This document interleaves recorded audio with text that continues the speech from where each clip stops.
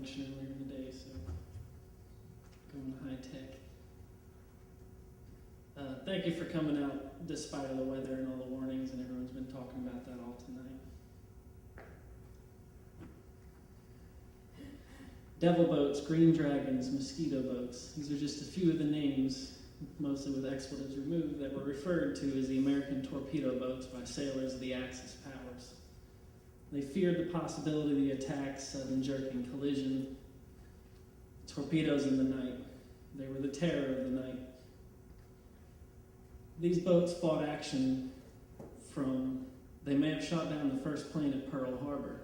During the air raid, Squadron 3 was still unloading. They had 3 boats on a tanker coming from transit from the United States. Another 6 tied up on the docks, shot down 2 Zeros before the first bombs hit the Arizona. These boats fought on through the war in night action almost every single night until VJ Day.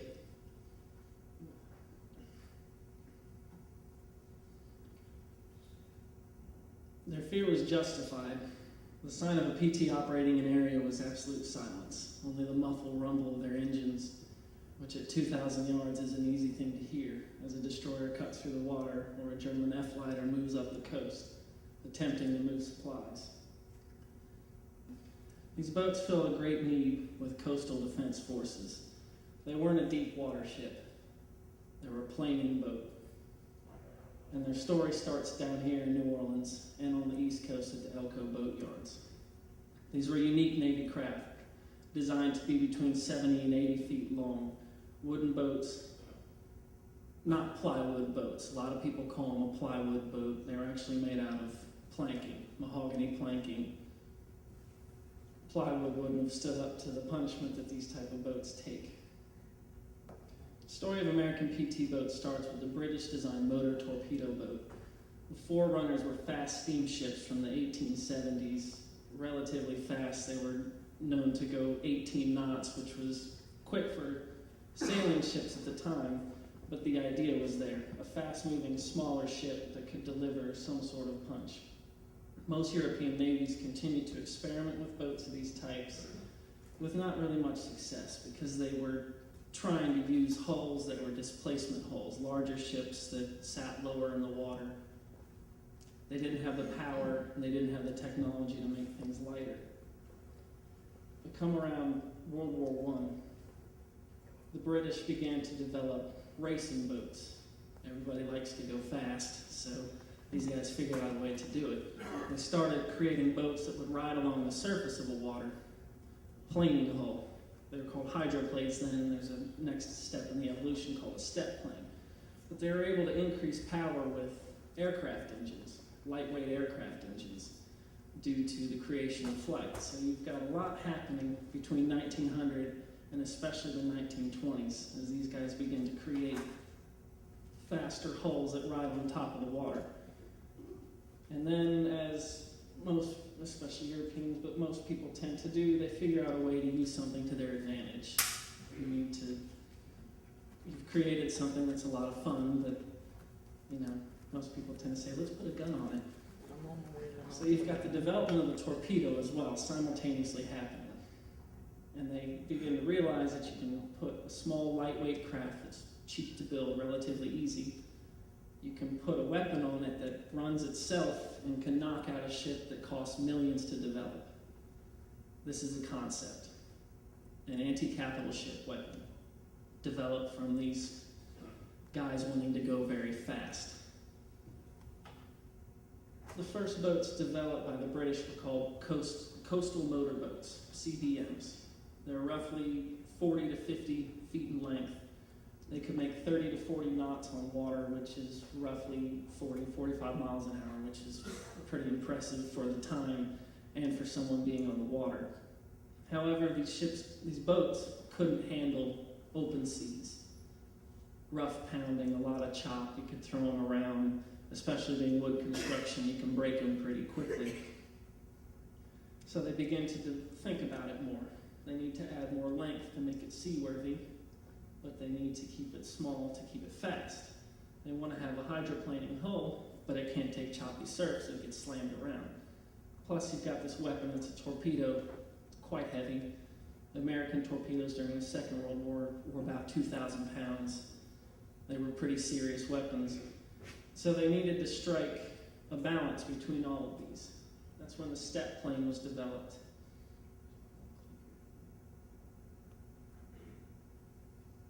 This is a British coastal motorboat from the First World War. It shows aspects of a fast boat, but at the same time a displacement hull. Displacement hulls have a rounded chine, which is where the bottom of the boat meets the side of the boat. This is called the chine. This one's a little bit harder, meaning it has a sharp angle, but it was more of a displacement hull. But it was very fast, and they could mount a torpedo on the stern end, which is pretty crazy. I have a professor that would say, "You've got to be kidding me," except he would use different language because these boats were actually guided. The pilot would take his boat and guide it directly at his target, release the torpedo in his own wake. So they essentially dropped the torpedo behind themselves, and they ran in front of it. So if you have engine problems and you don't turn quick enough, you've created a problem for yourself. The principle was twofold. Like, if you're pointing the boat at the target, theoretically you're going to hit the target. And second of all, they found out that when you launch a torpedo, especially with early gyroscopes, which is the doohickey that keeps it centered, they found if you fire them, they can hit the water and deflect. You can change your angle of attack and you've lost your line of sight on your torpedo. So why not drop it behind you? The idea met with little success. They sank one destroyer in the First World War and a number of coastal frigates. It needed a little bit of refining. Next comes the Americans with large engines, mainly the Liberty airplane engine. They very much like the Liberty airplane engines. Lightweight, high horsepower, runs about 1,000 horsepower. And you can match that with a hull that planes on the surface, but it has a sharper step.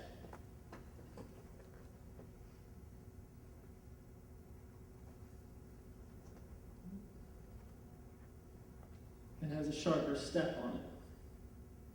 So you've got the V hull down here, where it comes up above the water, but instead of just hydroplaning on top of it, I'm sure we've all seen those high-speed hydroplaning boats. Every now and then it'll make the news where a gust of wind or someone sneezes and the thing just takes off and comes flipping off the water. That's hydroplaning right on the top. These can get a little bit better grip on the water, which it gives you both of the aspects that they wanted. They wanted speed, and they wanted at least somewhat rough weather, open water handling. You've developed what first was sold by Huber Scott Payne in the 1930s to the RAF as a crash rescue boat. It was a boat meant to get down pilots from the English Channel, knowing that the primary enemies were across the channel. They created these boats that were the forerunners to American patrol torpedo boats and British sister ships.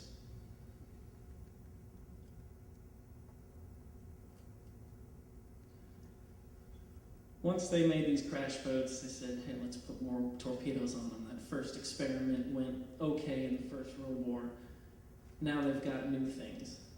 They've got the British use an 18-inch torpedo, which is smaller than the American torpedo, which will later on make up for the differences in sizes. British boats were usually about 70 feet long. American boats, 78, 80 feet long. We use a larger torpedo. It's heavier, larger diameter, needed a different launching platform. In 1938, FDR, President Roosevelt, approves $15 million as he's gearing up for conflict in Europe. He approves $15 million for experimental craft under 3,000 tons. This is mainly coastal defense ships. American coastal defense is a little interesting because even into 1901, they were still using Monitor-class ships from the Civil War almost.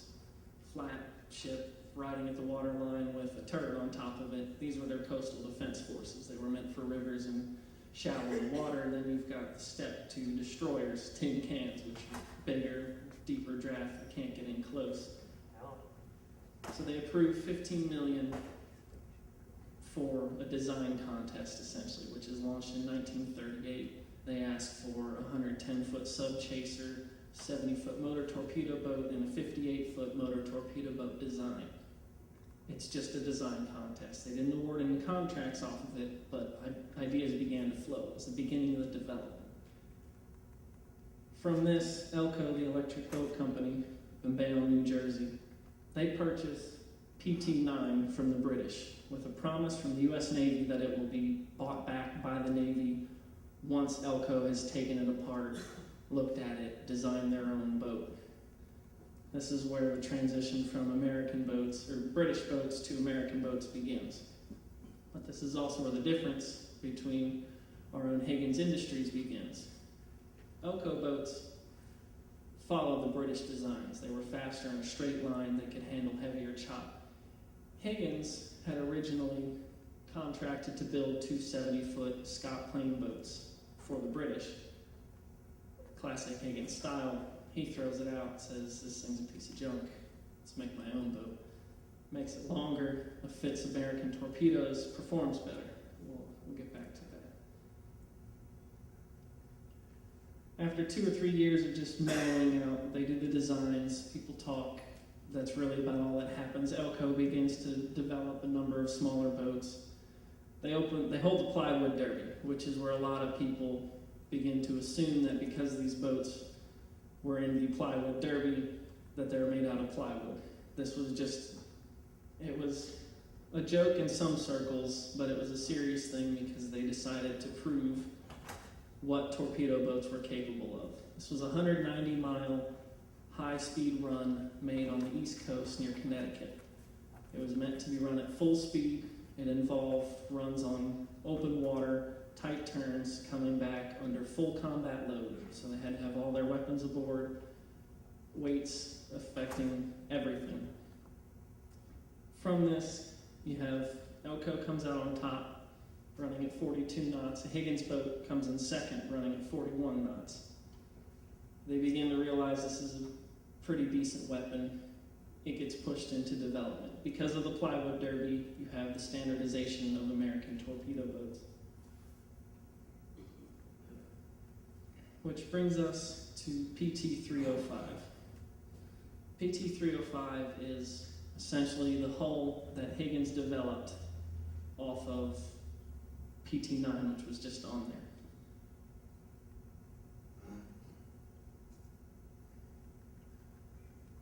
PT-305 was laid down on March 30th, 1943 at City Park Avenue. They essentially built the hull in 2 months, which is pretty impressive considering everything that goes into wooden boat construction. It's not steel boat construction. There's a lot of joining and fitting and development. And the ability to do this, it rests in 2 reasons. The advancement of naval architecture. Before, just call it back in the day, when someone designed a hull, the designer would give you the shape of the hull. He would take it to the shipyard. The shipyard would follow the designs, create that hull. The carpenters or the shipwrights would build everything within the hull. That increased time of production, that increased the complexities. There wasn't much uniformity. It's, hey, build this hull to these specifications, and then they would fit it out for the crew and all the rigging and everything. Now you've got Higgins had almost 100 draftsmen and naval architects working for him. They could design every little part. There's blueprints for everything. There's blueprints for blueprints. They even have, for Higgins Industries, blueprints detailing who's in charge. You have Andrew at the top, splits down into 5 categories. You've got all your sub-foremans and everything. It's pretty interesting, but they can standardize all the parts, which means they can all be prefabbed. In addition, when you used to build those little hulls, one of the things that lends to PT construction being so fascinating is that they're planked, thin planks. The side of those boats are only about 1 inch thick. It's a cross layer, inner layer of planking, outer layer of planking. It's a bedding compound, and a fabric in between the two. This creates a watertight barrier and an extremely strong wooden surface. The big difference is once again, back in the day, when a wooden ship was planked, They had to rely on the outer planking being very thick and the caulking between the planks to be nice and tight. This created a watertight seal, created a lot of strength within the ship, and it was heavy. Because they were able to take planking, sandwich it between a bedding compound, which created a watertight barrier, so you didn't have to rely on a thick plank with a whole lot of caulking in it. You could have a thin plank, lightly caulked, with a watertight barrier between it. This way you could cut down on your weight, cut down on your production time, cut down on everything. A lot easier to do too. Well, thin boards bend better than 4-inch thick oak boards. So you match the type of hull construction, lightweight, waterproof. You match that with advances in naval architecture. You get wooden boats that can be produced fairly quickly. Add that to our local guy Higgins, who is a businessman. He knows how to make planes. He had 8 factories by the end of the war. He produced 14,000 naval vessels during the course of the war. At one point, 92% of the U.S. Navy was designed by Andrew Higgins Industries. It's beyond impressive. They were cranking out 78-foot motor torpedo boats, building a hull in 2 months. That's the construction. She was launched in May 27th, 1943. It took an additional roughly 6 months to rig out the hull. In addition to these boats being made of wood, they've got large Packard engines in them. These are airplane engines. They run on 100-octane aviation fuel. The engines are huge. They burn, the estimate was 15 gallons a minute running wide open. You gotta have a big debit card for this thing. So you need to have all these engines, all the components to support them. You've got a boat that runs and vibrates a lot. Everything has to be bolted down and tight, and that's why they liked aircraft engines. They were lightweight, they were high horsepower, and they were pretty well fastened together. There's a lot of airplane wire that holds all the nuts and everything together. You don't want to shake it to pieces. But you also need to tune these boats. Wooden boats tend to settle and shift when they're set in water. These engines are so powerful, if they don't match the coupling for the propeller shaft perfectly, they'll shake the boat to pieces, which isn't something you want while you're underway. In addition, you need to make room for between 12 to 16 crew members. They needed to put in refrigerator units. They had a small stove. They actually had air conditioning. It was forced air. It wasn't go to set the thermostat and all the guys are arguing in the South Pacific over what temperature they want. It's just more of moving air. They had to rig out all the weapons. They had a lot of work to do, but they completed in 6 months, and the boats were commissioned in squadrons of 12. 305 makes her way down the City Park line. City Park line, keep forgetting about the little clicker here.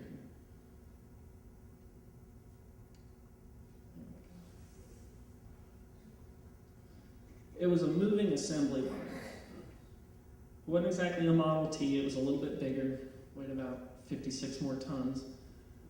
But it moved down the assembly line in 4 stations. They would lay the keel at the first station, they would lay the individual frames at the next station, they would plank the boat at the 3rd station, which you can begin to see there. And then the last station was caulking and painting, which is apparently the noisiest part of the entire operation. They said every time you went into that plant, you just heard guys with caulking hammers just nailing away. There's miles of caulking in these boats. They were painted as they were moving off the assembly line. That's a testament to how quickly they were producing these things. There's a couple of great photos of the boats being loaded onto train cars. The train cars are moving out to be rigged out at the industrial canal, and there's a guy there, a painter, moving along while the boat's moving, and he's spraying a coat of paint on the side of it. These guys were not messing around.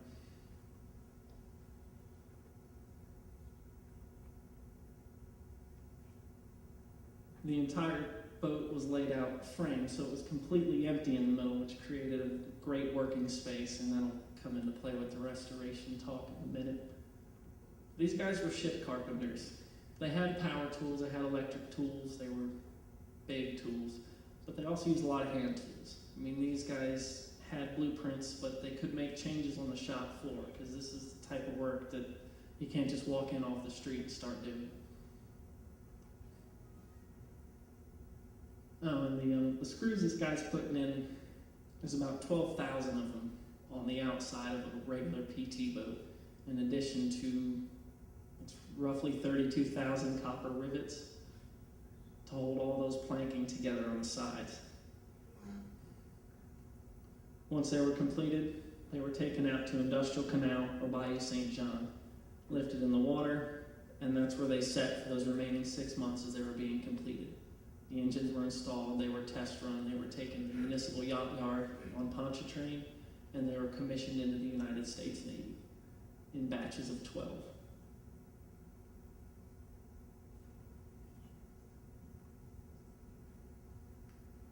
When PT 305 is completed in December, she's in New Orleans running basically training maneuvers for the next month. Just in and out of Pontchartrain, they go into the reliefs, they do compass orientation, they learn how to use their boat. They also bring it back to Higgins Industries for modifications, changes. While the 305 was being built out in the theaters of war, they were using their torpedoes a little bit less, and they were beginning to engage heavier people at closer ranges. They needed bigger guns. So 305 actually stuck around for 2 extra weeks because they changed the deck armament on it. They were constantly modifying these boats. At the beginning of the war, it was just a torpedo boat. By the end of the war, it was a gunboat, a torpedo boat, a courier boat, a landing craft sometimes. They did all kinds of interesting and fun missions in addition to the rough ones. 305 leaves in January of 44, goes down to Miami to the PT shakedown base, spends a month there getting shakedown. They test their torpedoes, the Navy approves the craft. Craft goes up the East Coast on its own hull, gets put on the freighter, or the oiler, Merrimack, oddly enough on April 1st, which I didn't know if they all thought it was a joke, but they said, you're going to war, April 1st, load up. 21 days later, they arrived in Tunisia. Until the end of the war, 305 would spend her time in the water in the Mediterranean, specifically based out of Bastia, Corsica. Should have put a map on the presentation. Western coast of Italy, Corsica and Sardinia. Corsica's on the northern island.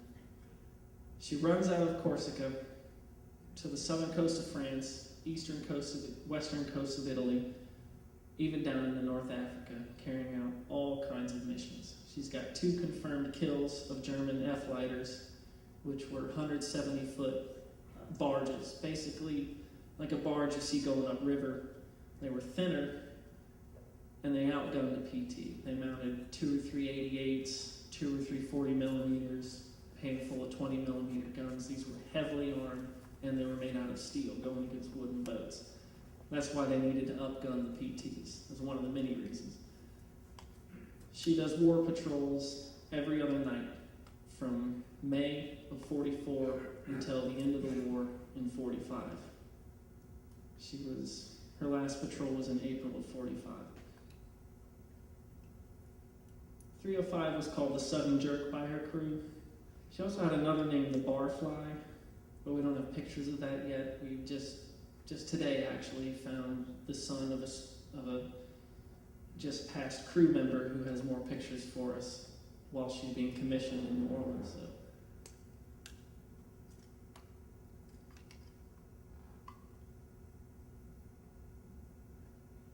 Talk about armament for a second. While PT 305 was deployed, she mounted a 40 millimeter on the aft deck, 4 depth charge racks, 4 torpedoes, 2 20 millimeters, 2 twin 50s in the ring turrets, which is this one winging the bridge. There was no armor on these boats. The best armor was to be somewhere else. They were holed through all the time. You read a lot of the combat reports, a lot of the records. It says PT 208 comes back, no one injured, 200 holes. It was because it was a wooden boat, they just take a piece of wood off, put it back on, hopefully no one gets hit. They attempted to armor them, but it weighted down the boats too much. It defeated the purpose, took away maneuverability. It's almost similar to a tank You need speed, firepower, and armor. You sacrifice one to gain in the two others. In this case, they sacrifice armor, and you gain speed, and you can have more firepower, because it's those steel plates you can put guns. The life these guys lived was, it's a bunch of young guys on a boat in the Mediterranean. You look at the pictures of them and the places they are. They're in these beautiful stone Italian villages, and during the day, they're all hanging out on the boat like this, and they're performing maintenance, and they're overhauling engines, and there's a couple great pictures of just tents everywhere, and dogs running around on the boats and everything, and guys playing cards, and then at nighttime they're on patrol, from dawn to dusk, can see to can't see. You'll wonder when they slept.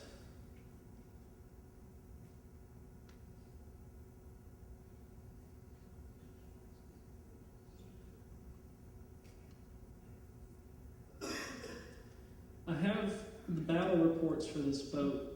However, 2 of them are missing. They're not in the collection that was given. And those happen to be the 2 battle reports where she sank the 2 F-lighters. Those are the 2 kills that she accounted for. They were torpedo hits on those supply barges that I mentioned earlier, moving up and down the coast. That was the purpose of their patrols. They needed to stop intercoastal trade. Because of Allied air power, because of artillery, because of ground actions, the Germans couldn't move supplies via railroad or roads, conventional methods. So they had to use the intercoastal trade. They had a little bit better freedom in movement because you had water, you could vary your course, you could go out in different directions. They could operate at night, be relatively free from direct detection, except for by radar, which the PTs were equipped for.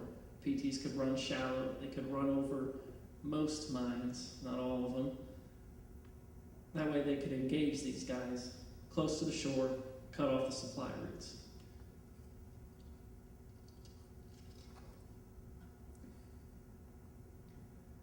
Post-war, when she stops fighting in Europe in April of '45, she sits there until about October.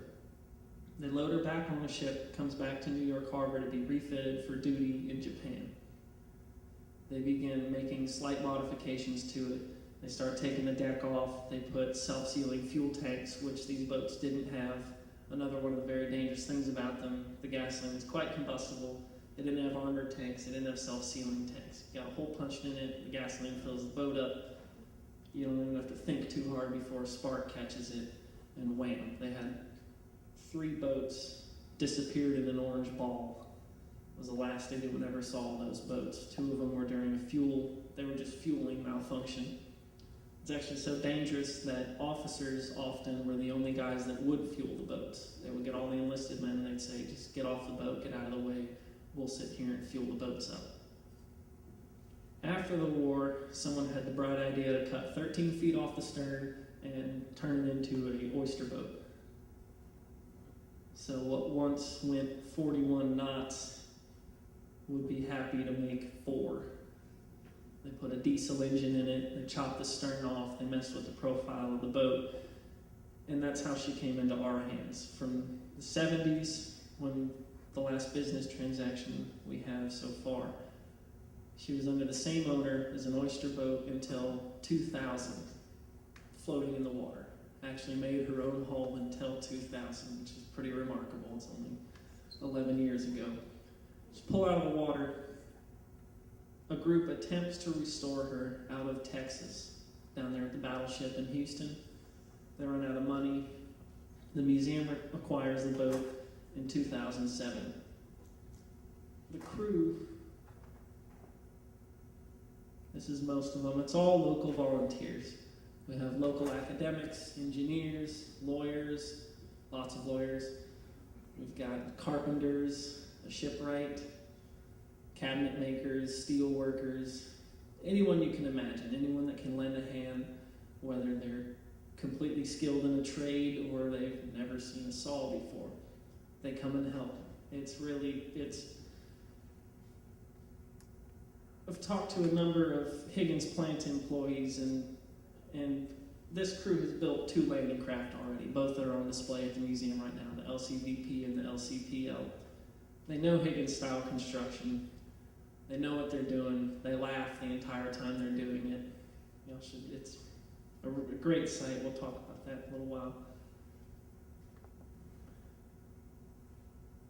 So they acquired the boat. Once we finished the last landing craft in 2005, just before the storm, we immediately began looking for new blueprints. That's one of the many catches with this new boat restoration. The landing craft, 39 feet long, fairly easy to manage, usually pretty straightforward, one diesel engine. These boats are complicated. The fact that they built them in 2 months and rigged them in 6 months is impressive. We're 3 months into tearing our engines down and we just have clean parts now. Haven't even started rebuilding yet.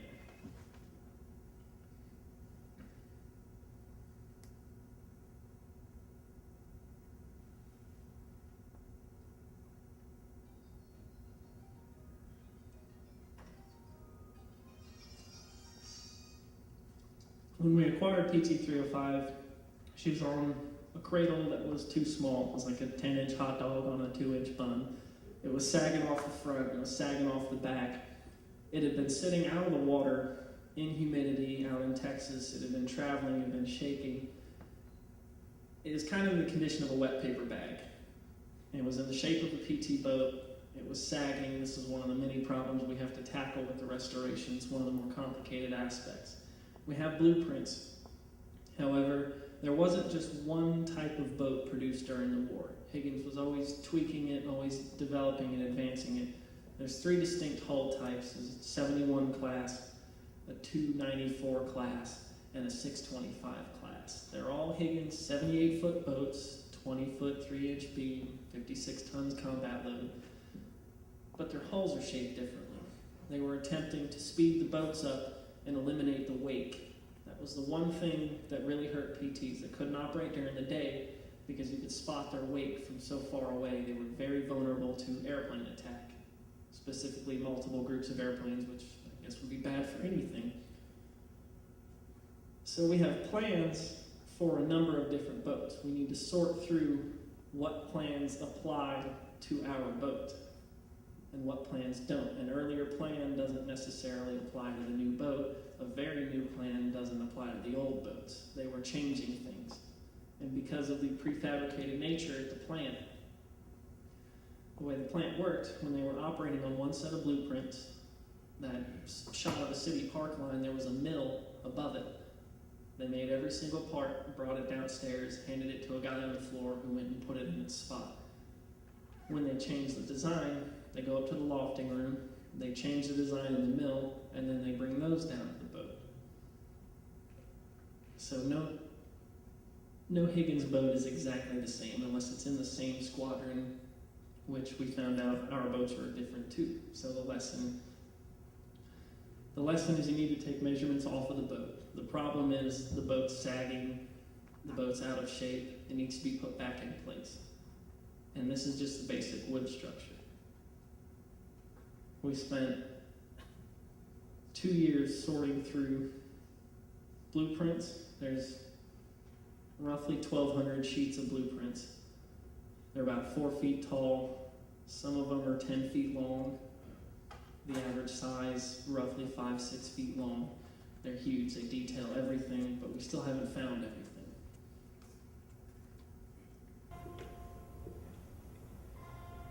We have 3 engines from another boat salvaged on the west coast, a 659. They're being torn down and rebuilt completely. We had a number of offers to rebuild them for a price, and the prices was a little high. You can see they're pretty big. They're Packard V12s. The pistons look like a Folgers can, about 6 inches. They're huge. We have one that was given to us by a guy that used them for tractor pulls, which is apparently very popular. These things are so high horsepower, they run alcohol through them, and they get their big whoosh and they pull everything. This guy gave one to us, but we've decided that it's too low horsepower. It's a W3. We need W4 engines, which are geared towards 1450 horsepower. I'm not positive on that. I left it out of my notes. 3 of them pushed the boat. We've had to find parts. Parts is a big thing in this restoration. We need parts for everything. We need pieces of lumber, parts for these engines that haven't been used in a while. deck cleats, brass fittings. That's one of the complexities of a restoration like this. When we got the boat, it didn't have all the old pieces and we just had to clean them up. It had very few of the old pieces. We were happy to find small deck cleats. We've salvaged 2 other boats just to get maybe 60% of all the fittings that we need. The original deck was still on the boat. However, the crew in Texas had laid a protectant layer over it that did an excellent job of trapping water in, and it rotted the deck out. We had to remove it completely, which is one of the problems with the restoration as well. It is going to be the PT-305. We're just going to have to move the wood to different spots. You can salvage some sections of boards and use them in a different place instead of replacing the entire thing with new construction, trying to keep it as much of the 305 as possible. It's got quite a bit of fighting deck space on it.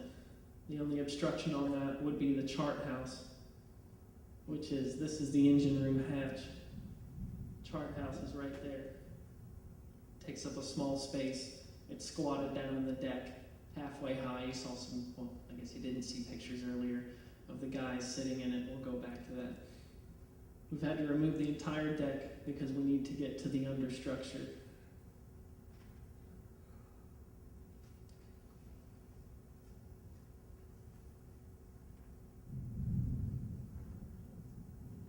Guess it's storming outside. It looks in pretty rough shape. This is the engine room. Forward bulkhead had a hatchway cut in it.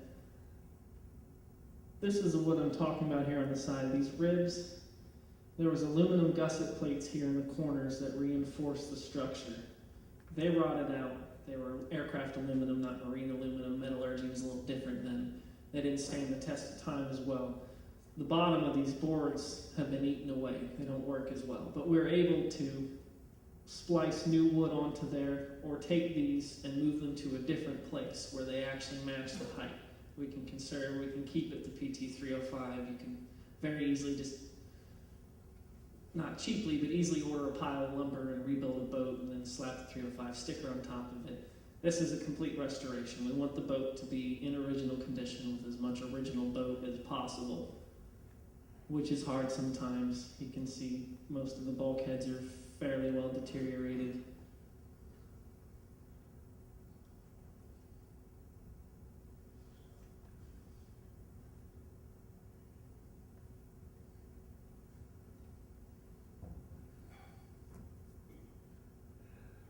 This is the forward crew's quarters. The boat originally had 14 crew members on average. They rotated 3 crews through the boat during its time in the Mediterranean. It started with 12, it went up to 16. It moved back and forth as guys came and went through their service. You could sleep 8 guys up front. Where the photo is taken is the officers' room. The officers have 2 bunks and their own, basically 4 square feet of space to themselves. That includes closet and space outside their bunk.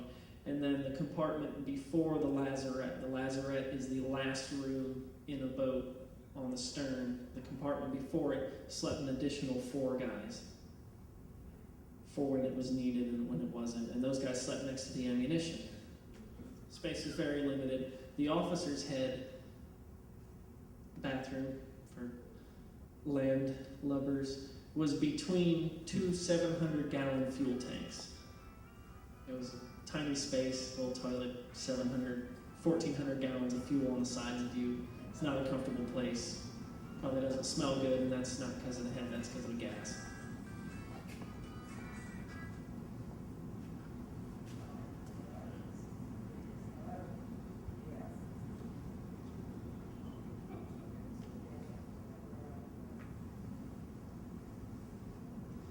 The 13 feet that were cut off the stern have been completely replaced with new construction. We extended the keel, so this is what a brand new boat would look like without its outer skin on.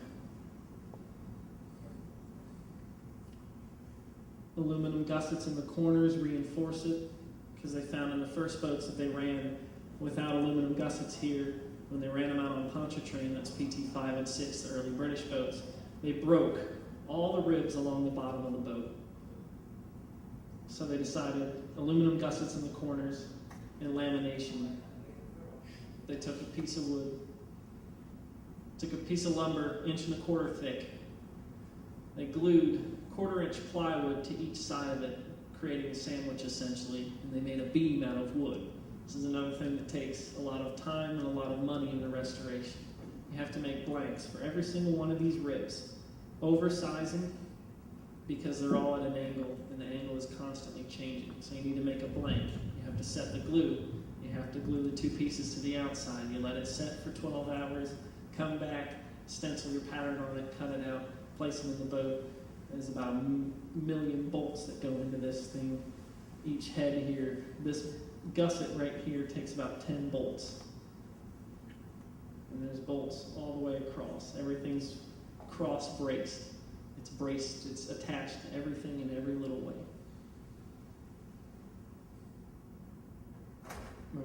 I want to get more technical with it, but I'm running low on time. And it sounds a little stormy outside.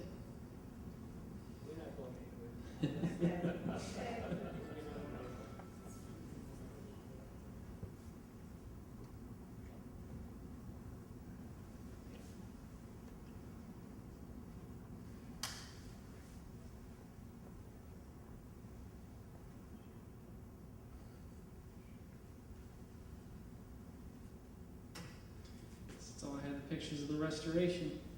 The boat is actually being moved tomorrow morning, weather permitting, which is why my friend Bruce couldn't be here. He was a shipwright project leader. He's got a lot to think about with the boat, and he had a few other things going on. He couldn't make it out here. But y'all can come by and see the boat any Saturday. We're at 1020 Constance, which is across the street from the museum. There's a large parking lot in the building with a blue tarp on the side. Looks very old. That's our warehouse. We're working in there every single Saturday. We won't have access to the boat until June, when it gets finished. It's being put into the Kushner Restoration Pavilion, which is 940 Magazine. You know, a big glass wall, everyone can watch us and see what's going on with it. But the boat will be moving tomorrow. It'll be sitting out in the parking lot. They're going to be moving it on its cradle so you can see it in all its glory and in all the daylight, hopefully.